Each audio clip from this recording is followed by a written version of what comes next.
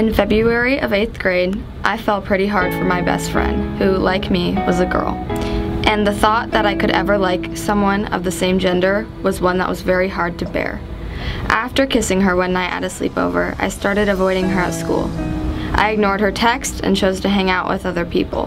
When my mom found out about the kiss, she banned me from ever going to her house again. Eventually, the friendship was ruined. I started dating a guy about a month later. When I broke up with him, somehow he found out about my incident and put me in a group message with two of his friends. They started calling me a dyke and a fag lover, and another one of his friends would shout gay whenever he saw me at school. If I didn't hate myself before, I certainly did now.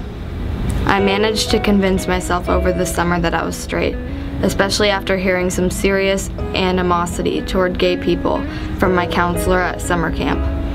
I labeled the kiss as merely a moment of confusion, and then at the beginning of high school, I repressed feelings of attraction came to the surface.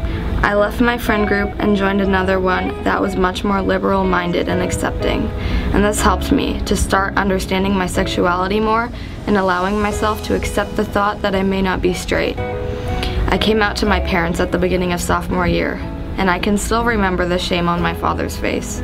I should have expected it, considering his overall political conservatism and lack of support for LGBTQ rights. He didn't talk to me much for a while, but after some time, things at home turned back to normal, and a couple months later, I dated a girl for the first time.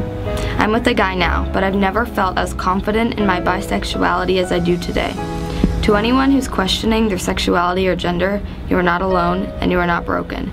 You are 100% deserving of love and respect, and there's nothing wrong with you whatsoever.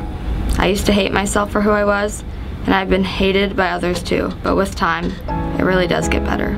I'm the student who feels discriminated at Tualatin High School. Please hear my story.